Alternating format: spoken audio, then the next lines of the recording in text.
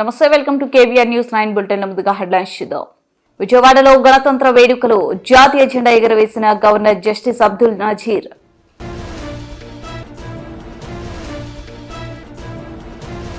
Parade ground లో గణతంత్ర వేడుకలు, జెండా ఆవిష్కరించిన తెలంగాణ గవర్నర్ జిష్ణుదేవ్ వర్మ. రాష్ట్రాలపై కేంద్రం దండయాత్ర చేస్తుంది, సీఎం రేవంత్ రెడ్డి.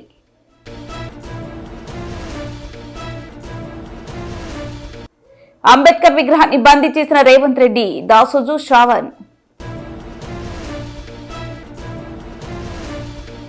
బీజేపీ రాష్ట్ర కార్యాలయంలో 76వ గణతంత్ర దినోత్సవ వేడుకలు. ఆంధ్రప్రదేశ్ రాష్ట్ర వ్యాప్తంగా గణతంత్ర వేడుకలు ఘనంగా నిర్వహిస్తున్నారు. విజయవాడలోని ఇందిరాగాంధీ మున్సిపల్ గ్రౌండ్ లో గవర్నర్ జస్టిస్ అబ్దుల్ నజీర్ జాతీయ జెండాను ఆవిష్కరించారు. పోలీసుల నుంచి గౌరవ వందనం స్వీకరించారు. కార్యక్రమంలో CM Chandrababu, deputy CM Pawan Kalyan, మంత్రి లోకేష్ రాష్ట్ర ప్రజల అభివృద్ధి కోరుకుంటున్నారని గవర్నర్ జస్టిస్ అబ్దుల్ నజీర్ అన్నారు. ప్రజల ఆకాంక్షలు నెరవేర్చే దిశగా కూటమి ప్రభుత్వం పనిచేస్తుందని చెప్పారు. గత ప్రభుత్వం భారీగా అప్పులు చేసి సమస్యలు సృష్టించిందన్నారు. విశాఖ స్టీల్ ప్లాంట్ కు కేంద్రం నుంచి ప్రత్యేక ప్యాకేజీ వచ్చేలా చేసినట్లు పేర్కొన్నారు. స్వర్ణాంధ్ర విజయం దిశగా తమ ప్రభుత్వం అడుగులు వేస్తుందన్నారు. ప్రజలకు ఆరోగ్యం, ఐశ్వర్యం, ఆనందం కలగాలనేదే తమ నినాదమని చెప్పారు. 10 సూత్రాల అమలు ద్వారా అనుకున్న లక్ష్యాలు సాధిస్తామని వివరించారు. ఉండవల్లిలో సీఎం చంద్రబాబు గణతంత్ర వేడుకలను నిర్వహించారు. Tamil Nadu State Special Police Contingent is commanded by Sri A. David Raj, Reserve Inspector. ఈనాటి కార్యక్రమ ముఖ్య అతిథి గౌరవనీయులైన ఆంధ్రప్రదేశ్ రాష్ట్ర గవర్నర్ శ్రీ అబ్దుల్ నజీర్ గారికి గౌరవ వందనాన్ని సమర్పిస్తూ ముందుకు కదులుతోంది Tamil Nadu state special police contingent commander Shri A David Raj, reserve inspector.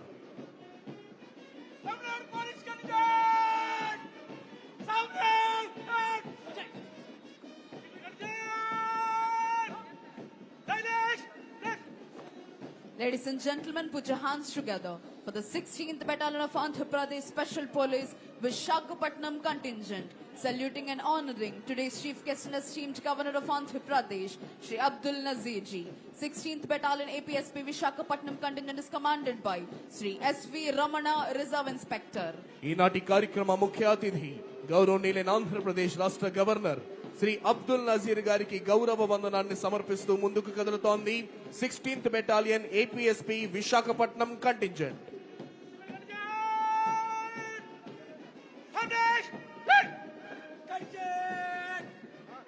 Telangana వ్యాప్తంగా గణతంత్ర వేడుకలు ఘనంగా జరుగుతున్నాయి.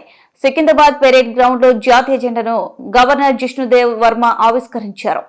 అనంతరం పోలీసుల నుంచి గౌరవ వందనం స్వీకరించారు. ఈ కార్యక్రమానికి సీఎం రేవంత్ రెడ్డి, మంత్రులు, ఎమ్మెల్యేలు, ఉన్నత అధికారులు హాజరయ్యారు. ఈ సందర్భంగా గవర్నర్ ప్రసంగించారు.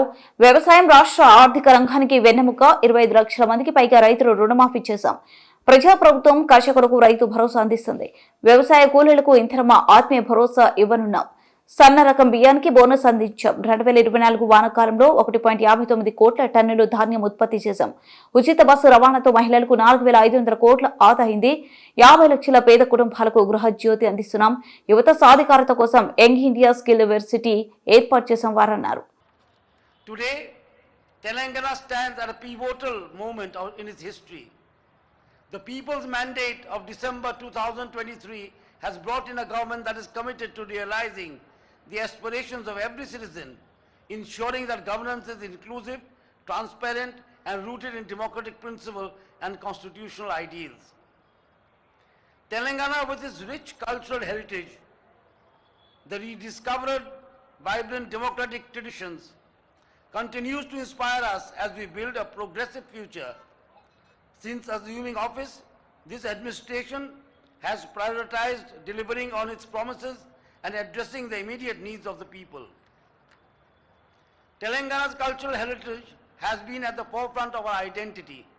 This year, the adoption of the Telangana Talli, the Telangana song, has rejuvenated our cultural ethos and marks a significant milestone. Further, it has decided to honor eminent personalities for the immense contribution to the Telangana in art, culture, literature, journalism, namely late Sri Gadar, late Sri Guda Anjaya, Sri Bandi Yadagri, Sri Dr. Andi, Sri Sri Gorati Venkamna, Sri Jaya Raju, Sri Sudala Ashok Teja, Sri Ayekar Yadagiri Rao, Sri Pasham Yadagiri, they or their family members will be felicitated in a grand manner with a cash prize of rupees 1 crore, 300 square yards open plot in Future City and Tamrapatram. Recognition of the artist in such a grand fashion is unprecedented in the annals of Indian history. The Praja Prabhutam has been giving priority to preserve the Telangana culture and traditions. The famous song Jaya Jaya He Telangana Janani Jaya Ketanam, written by the people's poet Andesri, was declared as the state's official song.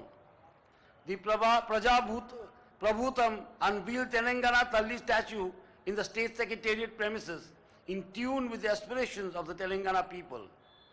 It represents the determination, sacrifices and struggles of the state's youth and people during the statehood movement. The design of Telangana Talli portrays the everyday life and spirit of Telangana's populace, focusing on the common person's strength and cultural identity. These initiatives preserve and promote the vibrant spirit of Telangana and remind us of our shared heritage and aspirations. This cultural renaissance strengthens the bond we share with our traditions and reinforces the unity of our people. Agriculture remains the backbone of Telangana's economy. Under this government, Telangana has achieved the remarkable feat of emerging as the state with the highest paddy production in the country, with a record production of 1.59 crore tons during 2024 rainy season. The government stood by its word and within 27 days implemented the 2 lakh crop loan waiver to alleviate financial burdens and fulfill the aspirations of farmers across the state. The benefit of the crop loan waiver has been extended to 25,35,934 farmers, amounting to whooping 20,616.89 crore, demonstrating the government's unwavering support for the agricultural community. Enhanced financial assistance of rupees 12,000 per acre annually through Raitu Bharosa empowers farmers to invest in better yields. At the same time, it ensures that all the arable land get the benefit. Praja Prabhutam government, with an aim to uplift landless agricultural labor, has come up with Indra Amma Atmiya Bharosa that provides rupees 12,000 per annum to support landless agricultural laborer family who worked for at least 20 days under MNGREGS during the year 2023-24, acknowledging their critical contribution. Agriculture and Farmers Welfare Commission was constituted to provide necessary assistance and cooperation for the welfare of the farmers. 562 Raitu Vedikas was set up with audio-visual media worth rupees 20.94 crores. Raitu బీసీల నియామకం UGC ద్వారా చేపట్టే యత్నం జరుగుతుందని CM Revanth Reddy అన్నారు. Doctor BR Ambedkar సార్వత్రిక విశ్వవిద్యాలయంలో అంబేద్కర్ విగ్రహావిష్కరణ కార్యక్రమంలో ఆయన పాల్గొని మాట్లాడారు. యూజీసీ ద్వారా కేంద్ర పెత్తనం చేసే ప్రయత్నం మంచిది కాదన్నారు. వర్సిటీల స్వయం ప్రతిపత్తి హరించాలని కేంద్రం వర్సిటీలపై రాష్ట్ర హక్కును కేంద్రం ఎలా తీసుకుంటుంది? కేంద్రం కుట్రలను ఎలాగైనా అడ్డుకోవాల్సిందే. ఇతర సీఎంలతో కలిసి యూజీసీ నిబంధనలపై పోరాడతాం. యూజీసీ కొత్త నిబంధనలు రాజ్యాంగంపై దాడి వంటివి. రాష్ట్రాలపై కేంద్రం దండయాత్ర చేస్తుంది. ఇలాంటి నినాదాలతో రాజ్యాంగం మనుగడ సాగిస్తుందా? అంబేద్కర్ రాసిన రాజ్యాంగంలోని అధికార విభజన ఉంది. కేంద్రం తక్షణమే యూజీసీ నిబంధనలు ఉపసంహరించుకోవాలి. కేంద్రం ఒక్కొక్కటిగా రాష్ట్రాల హక్కులు గుంజుకుంటే ఎలా తీరు ఇలాగే ఉంటే రాష్ట్రాల నామమాత్రం అవుతాయి. పద్మ అవార్డుల విషయంలో తెలంగాణపై వివక్ష చూపించింది. రాష్ట్రం సిఫారసు చేసిన వారికి పురస్కారాలు ఇవ్వలేదు. గద్దర్, చుక్క రామయ్య, అందశ్రీ, గోరెటి వెంకన్న, జయధీర్, తిరుమలరావు పేర్లు సిఫారసు చేశాం. ఏపీకి 5 అవార్డులు ఇచ్చారు. మనకు 4 అయినా ఇవ్వలేదు. ఈ వివక్షపై కేంద్రానికి లేఖ రాస్తా. మందకృష్ణకు పద్మశ్రీ ఇవ్వడాన్ని స్వాగతిస్తున్నాం. ఈ Ambedkar open university PV Narasimha Rao garu దీన్ని ముందుకు తీసుకువెళ్ళిండ్రు అని అంటే సామాజిక బాధ్యతతోని వారు ఇది ముందుకు తీసుకెళ్ళారు. సర్టిఫికెట్ల కోసం అయితే చాలా యూనివర్సిటీలు ఉన్నాయి అప్పటికే తెలంగాణ సమాజంలో. ఉస్మానియా, కాకతీయ లాంటి గొప్ప పేరు ప్రఖ్యాతులుగాంచిన యూనివర్సిటీలు ఉన్నాయి. కానీ ఒక ప్రత్యేకమైన ఆలోచనతో, లక్ష్యంతో ఆనాడు డాక్టర్ బాబాసాహెబ్ అంబేద్కర్ ఓపెన్ యూనివర్సిటీని ప్రారంభించడం, ఈ యూనివర్సిటీలో విద్యనే కాదు, ఈ సమాజంలో ఉన్న సమస్యలను నిశితంగా గమనించి ఈ సమస్యలకు ఒక పరిష్కారాన్ని చూపించే ఆలోచన విధానం కూడా ఇక్కడి నుంచి ప్రజలకు చేరాలి అనే ఒక గొప్ప లక్ష్యంతో ఈ యూనివర్సిటీని ప్రారంభించడం జరిగింది.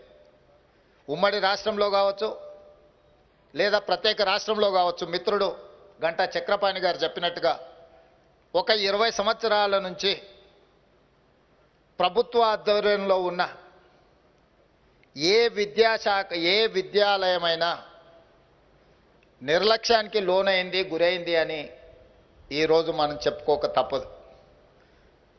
ప్రత్యేకంగా ఈరోజు పేదలకు అందించవలసిన విద్య, రైట్ టు ఎడ్యుకేషన్ యాక్ట్, విద్య ఒక హక్కుగా, ఈ హక్కును పేదలకు దూరం చేసే అధికారము ఎవరు ఇవ్వలేదు పాలకులకి. ఈరోజు పాలకులు ప్రభుత్వంలో పేదలకు ఉచితంగా దాదాపుగా అందించాల్సిన విద్యను దూరం చేసి కార్పొరేట్ విద్యాలయాలను ప్రోత్సహించడానికి వీటిని ఒక రకంగా నిర్వీర్యం చేసే ప్రక్రియ కొనసాగుతుంది. అందుకే నేను బాధ్యత తీసుకున్న మరుక్షణం మంత్రివర్గాన్ని ఏర్పాటు చేసుకోవడానికి ఎంత ప్రాధాన్యత ఇచ్చినో, ఈ తెలంగాణ రాష్ట్రంలో, తెలంగాణ ప్రాంతంలో ఉన్న విశ్వవిద్యాలయాల వైస్ ఛాన్సలర్ను నియమించడానికి కూడా అంతే ప్రాధాన్యత తీసుకొని ఎలాంటి వివాదాలకు తావు లేకుండా ఈ తెలంగాణ సమాజం పట్ల సంపూర్ణమైన అవగాహన ఉన్న వాళ్ళను, తెలంగాణ సమాజం ఏం కోరుకుంటుందో ఆ ఆలోచన అంతా అవగాహన ఉన్న వాళ్ళను ఈరోజు తెలంగాణలో ఉన్న యూనివర్సిటీలకు వైస్ ఛాన్సలర్గా నియమించడం జరిగింది. దీని వెనకాల చాలా ఆలోచనలు చేసినాం. యూనివర్సిటీలలో వైస్ ఛాన్సలర్లను నియమించడము బాధ్యత కాకుండా సామాజిక న్యాయం అనే కోణాన్ని కూడా ఈరోజు ఈ విద్యాశాఖలో నియమించిన వైస్ ఛాన్సలర్ల నియామకంలో మీకు కనిపిస్తుంది. ఒక్కసారి పేరు పేరున మీరు గమనిస్తే, ఉదాహరణకు 100 సంవత్సరాలు పైబడిన ఉస్మానియా యూనివర్సిటీకి ఏ రోజు కూడా ఒక దళిత సామాజిక వర్గం నుంచి వచ్చిన వ్యక్తి వైస్ ఛాన్సలర్గా నియామకం జరగలేదు. ఈ ప్రభుత్వంలో ఈసారి ఉస్మానియా యూనివర్సిటీకి 100 సంవత్సరాల తరువాత అత్యంత సమాజ నిర్లక్ష్యానికి లోనైన ఒక విద్యావేత్తను వైస్ ఛాన్సలర్గా నియమించడం ద్వారా చదువుకుంటే గొప్ప వ్యక్తులుగా రాణించవచ్చు, ఆ వ్యక్తులు ఆదర్శంగా నిలబడి సమాజంలో విద్యను భావవ్యాప్తి చేయడానికి ఉపయోగపడుతుందని, అక్కడే కాదు ఈరోజు మిత్రుడు గంటా చక్రపాణి గారిని కూడా ఇక్కడి నుంచే 30 సంవత్సరాలు ఇక్కడ సేవలు అందించిన ఒక విద్యావేత్తను ఈరోజు ఈ ఓపెన్ యూనివర్సిటీకి వైస్ ఛాన్సలర్గా నియమించడం జరిగింది. మీరు పాలమూరు యూనివర్సిటీ తీసుకున్నా, ఏ యూనివర్సిటీ అయినా మీరు ఒక్కసారి తీసుకొని పరిశీలించండి. ఈ తెలంగాణ సమాజంలో కలిసి ఉన్న సామాజిక వర్గాల కలయికనే ఈరోజు ఈ తెలంగాణ సమాజంలో ఉన్న అన్ని యూనివర్సిటీల వైస్ ఛాన్సలర్ను వాళ్ళందరినీ ఒక కాంబినేషన్ కింద అన్ని సామాజిక వర్గాలకు సంబంధించిన ప్రాతినిధ్యం ఉండాలి అని చెప్పి, అందులో చదువుకున్న వాళ్ళు రోల్ మోడల్గా ఈ సమాజంలో కనిపించాలి అని చెప్పి వాళ్ళందరినీ కూడా నియమించడం జరిగింది. ఈరోజు యూనివర్సిటీ వైస్ ఛాన్సలర్ నియామకంతో ఆపదలుచుకోలేదు. టీచింగ్, నాన్ టీచింగ్ స్టాఫ్ మీద నేను అందుకే వైస్ ఛాన్సలర్లు నియామకం జరిగిన తర్వాత అందరినీ వ్యక్తిగతంగా ఆహ్వానించి కలిసి వాళ్ళందరితో మాట్లాడి, మీకేదో ఒక పని కల్పించడానికో లేకపోతే పునరావాస కేంద్రంగా ఈ యూనివర్సిటీలను మీరు భావించకండి. ఈ యూనివర్సిటీ వైస్ ఛాన్సలర్ బాధ్యత మీకు పునరావాస కేంద్రాలుగా, గతంలో ఎవరికైనా అట్లాంటి ఆలోచన ఉంటే ఇప్పుడు ఆ ఆలోచనని తీయండి. ఈరోజు తెలంగాణ సమాజానికి కావలసిన చికిత్స అందించాల్సిన బాధ్యత మీ చేతిలో పెడుతున్నా, మీరు తక్షణమే టీచింగ్, నాన్ టీచింగ్ వేకెన్సీస్ ఎన్ని ఉన్నాయో వాటన్నిటి నియామకాలను పారదర్శకంగా నియామకాలు చేపట్టడానికి అవసరమైన చర్యలు చేపట్టండి అని వైస్ ఛాన్సలర్ అందరినీ నేను పిలిచి వాళ్ళందరితో మాట్లాడడం జరిగింది. నియామకాలే కాదు, సిలబస్ కూడా మనం చదువుకునే చదువుకు సమాజంలో ఉన్న అవకాశాలకు పొంతన లేకుండా పోతే కేవలం మనం పట్టాలు తీసుకొని బయటికి వస్తే మళ్ళీ నిరుద్యోగులుగా తెలంగాణ సమాజంలో మళ్ళీ కనిపించాల్సి వస్తుంది. అందుకే ఈరోజు ఒక పక్కన సామాజిక బాధ్యతను గుర్తు చేస్తూనే సమాజంలో ఉద్యోగ ఉపాధి అవకాశాలు, సాంకేతిక నైపుణ్యంతో కూడుకున్న శిక్షణ ఉండాలి. దానికి సంబంధించిన ప్రణాళికలు మీరు సిద్ధం చేయండి. రాబోయే 2 సంవత్సరాలు ఏం చేస్తారు, 4 సంవత్సరాలు ఏం చేస్తారు, 6 సంవత్సరాలు ఏం చేస్తారు, 8 సంవత్సరాలు ఏం చేస్తారు, 10 సంవత్సరాలు ఏం చేస్తారు, ఒక 10 సంవత్సరాలకు అవసరమైన ప్రణాళికలు మీరు సిద్ధంగా చేయండి. ఖచ్చితంగా 10 సంవత్సరాల ఆ బాధ్యత నేను తీసుకుంటా, మీరు ఇచ్చే ప్రణాళికలను అమలు చేసే బాధ్యత నేను తీసుకుంటా అని చెప్పి వారికి నేను చెప్పడం జరిగింది. కొంతమందికి ఆశ్చర్యం అనిపించవచ్చు, 10 సంవత్సరాలు రేవంత్ రెడ్డి గారికి అవకాశం ఉంటుందని నేను బలంగా నమ్ముతున్నా. గణతంత్ర దినోత్సవ రోజున రాజ్యాంగ నిర్మాత అంబేద్కర్ ను కాంగ్రెస్ సర్కార్ ఘోరం అవమానించింది. సచివాలయం వద్ద ఉన్న 125 అడుగుల బాబాసాహెబ్ విగ్రహాన్ని కాంగ్రెస్ పాలకులు పట్టించుకోలేదు. అంబేద్కర్ విగ్రహం పరిసరాలను కూడా శుభ్రం చేయకుండా నిర్లక్ష్యం వహించింది. రిపబ్లిక్ డే సందర్భంగా అంబేద్కర్ కు నివాళులు అర్పించేందుకు బీఆర్ఎస్ నేతలు వెళ్లారు. దీంతో లోపలికి వెళ్లకుండా నిర్వాహకులు గేట్లకు తాళాలు వేశారు. దీనిపై బీఆర్ఎస్ నేతలు ఆగ్రహం వ్యక్తం చేశారు. గేటు వద్ద బైఠాయించి నిరసన వ్యక్తం చేశారు. ఈ సందర్భంగా పార్టీ సీనియర్ నేత దాసోజు శ్రావణ్ మాట్లాడుతూ అంబేద్కర్ విగ్రహానికి నివాళులు అర్పించేందుకు వస్తే అడ్డుకున్నారని విమర్శించారు. అంబేద్కర్ స్ఫూర్తితో పాలన కొనసాగించారనే ఉద్దేశంతో సచివాలయం వద్ద గత కేసీఆర్ ప్రభుత్వం ప్రపంచంలోనే అతిపెద్ద విగ్రహాన్ని ఏర్పాటు చేసిందన్నారు. సీఎం రేవంత్ రెడ్డి ఫ్యాక్షన్ మనస్తత్వంతో కేసీఆర్ పై ఉన్న కోపంతో అంబేద్కర్ ను అవమానిస్తున్నారు. చారిత్రక విగ్రహం పరిసరాలను కూడా శుభ్రం చేయలేదన్నారు. ఇక్కడికి రావటమైంది. దురదృష్టం ఏంటి అంటే ప్రపంచంలోనే అతిపెద్ద అంబేద్కర్ విగ్రహాన్ని ఆనాడు తొలి తెలంగాణ ముఖ్యమంత్రి కేసీఆర్ గారు, ఒక పక్కన అమరవీరుల స్మారక స్తూపం, మధ్యలో అంబేద్కర్ గారి పేరు మీద ఉన్నటువంటి ఒక సెక్రటేరియట్, నిరంతరంగా పరిపాలనను అంబేద్కర్ సిద్ధాంతాలతో నడవాలన్న ఉద్దేశంతో ఒక 125 ఫీట్ల ఎత్తులో ఉన్నటువంటి ఒక అంబేద్కర్ విగ్రహాన్ని ఇక్కడ పెట్టడం అయింది. తర్వాత అధికారంలోకి వచ్చినటువంటి ఒక రేవంత్ రెడ్డి గారు ఒక ఫ్యాక్షన్ మనస్తత్వంతో ఇవాళ కేసీఆర్ గారిపై ఉన్నటువంటి ఒక కోపంతో ఇవాళ అంబేద్కర్ గారిని అవమానిస్తా ఉన్నారు. మీడియా మిత్రులారా, మీరు ఫోర్త్ పిల్లర్ ఆఫ్ డెమోక్రసీగా ఉన్నటువంటి ఒక మీకే కనబడుతుంది ఇవాళ అంబేద్కర్ ని ఏ రకంగా అవమానిస్తున్నాడు అని చెప్పని. మీరు ఆ ప్రాంగణంలో కనుక చూసినట్టయితే మొత్తం కూడా సిగరెట్ పీకలు కనబడతా ఉన్నాయి, గడ్డి గాదం కనబడతా ఉంది, ఆకులు అలములు కనబడతా ఉన్నాయి. కనీసం ఇంత హిస్టారికల్ మాన్యుమెంట్ ను ఊకాలా, దాన్ని శుభ్రం చేయాలా, ఆ విగ్రహానికి దండ వేయాలా అనేటువంటి ఒక కనీస సోయి ఈ ప్రభుత్వానికి ఎందుకు లేదు అని చెప్పని తట్టి లేపేందుకు, ముళ్ళుగర్ర బట్టి పొడిచేందుకోసం అని చెప్పని ఇవాళ టీఆర్ఎస్వి నాయకత్వంలో, ఇవాళ నేతృత్వంలో ఇవాళ ఇక్కడికి రావడం జరిగింది. బాధ కలుగుతా ఉంది అంబేద్కర్ విగ్రహానికి ఇవాళ రేవంత్ రెడ్డి చేస్తున్నటువంటి ఒక దుర్మార్గమైనటువంటి అవమానం. భారత రాజ్యాంగ నిర్మాత ఈ దేశంగా ఇవాళ ఉంది అంటే, ఈ దేశంలో ఉన్న సబ్బండ వర్గ ప్రజలకు హక్కులు లభించినాయంటే దానికి కారణం భారత రాజ్యాంగం.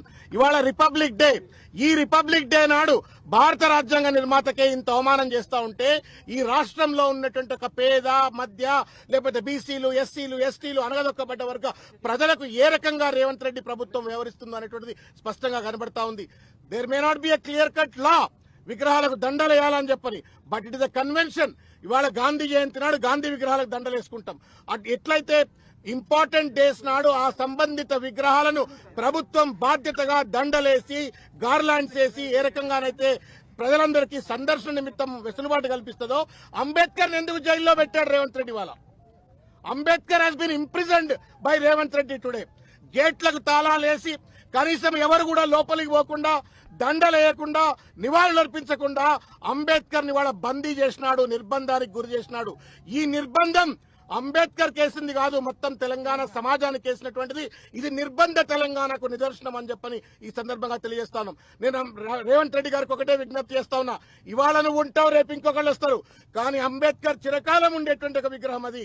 అంబేద్కర్ స్ఫూర్తి సూర్యచంద్రాదులు ఉన్నంత కాలం భారతదేశానికి స్ఫూర్తిని అందించే ఒక విగ్రహం. ఆ విగ్రహాన్ని బందీ చేసి, ఆ విగ్రహాన్ని అవమానం చేసి, తద్వారా శాడిస్ట్ లెక్క, సైకోపాత్ లెక్క ఇవాళ కేసీఆర్ గారిని అవమానిస్తున్నా అని చెప్పని అనుకోవచ్చు. ఒకవేళ కనుక నీకు కేసీఆర్ కట్టిండు కాబట్టి అంబేద్కర్ విగ్రహానికి అవమానించే పరిస్థితి ఏర్పడితే సిగ్గు ఎగ్గు లేకుండా సెక్రటేరియట్ ఎందుకు కూర్చున్నావు రేవంత్ రెడ్డి? దాన్ని కూడా ఖాళీ చేసి పడే, మరి బయటకు వెళ్ళిపో. బయట నీ ఇంట్లోకి వెళ్ళి రాజ్యం నడుపుతున్నావు కదా, మొత్తం సెక్రటేరియట్ కూడా నీ ఇంటికి తీసుకుపో. ఇవాళ ఒక దుర్మార్గమైన రీతిలో ఫ్యాక్షన్ మనస్తత్వంతో రాజ్యాంగాన్ని కాలరాస్తా ఉండు.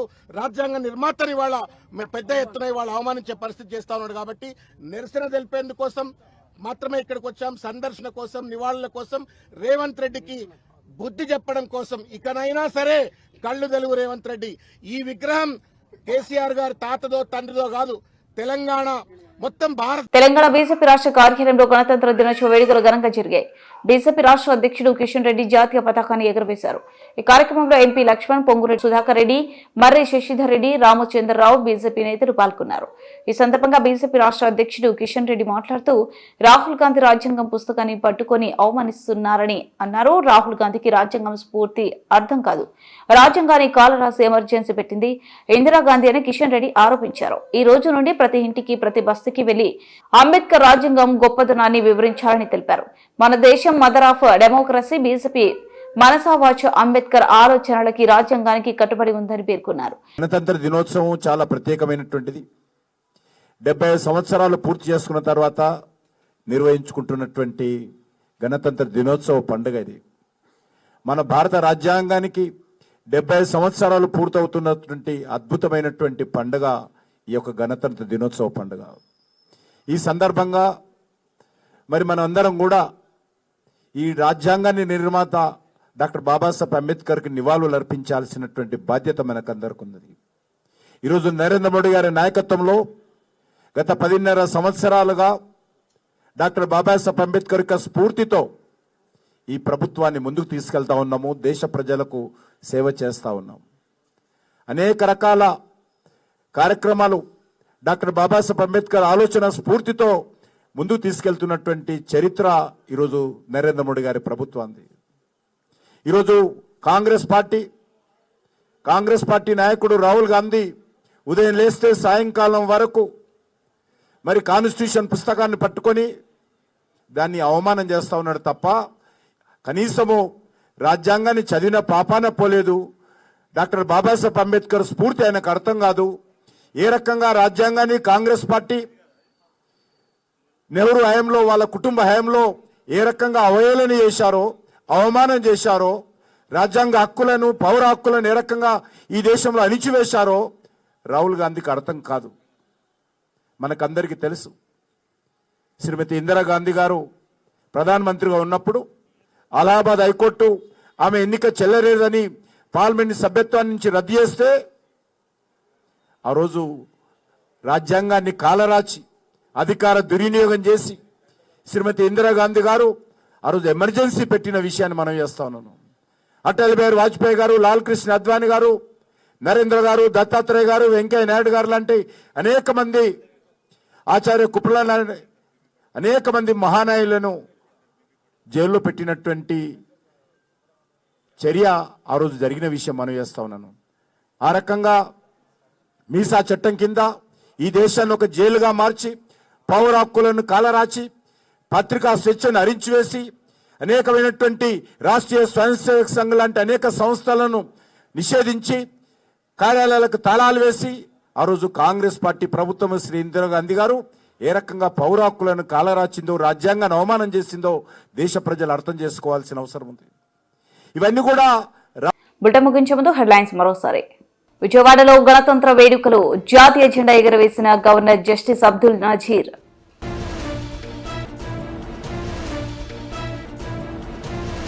పెరేడ్ గ్రౌండ్ లో గణతంత్ర వేడుకలు, జెండా ఆవిష్కరించిన తెలంగాణ గవర్నర్ జిష్ణుదేవ్ వర్మ.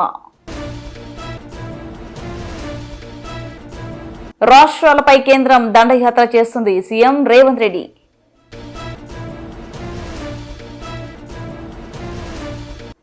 అంబేద్కర్ విగ్రహాన్ని బందీ చేసిన రేవంత్ రెడ్డి, దాసోజు శ్రావణ్. బీజేపీ రాష్ట్ర కార్యాలయంలో 76వ గణతంత్ర దినోత్సవ వేడుకలు.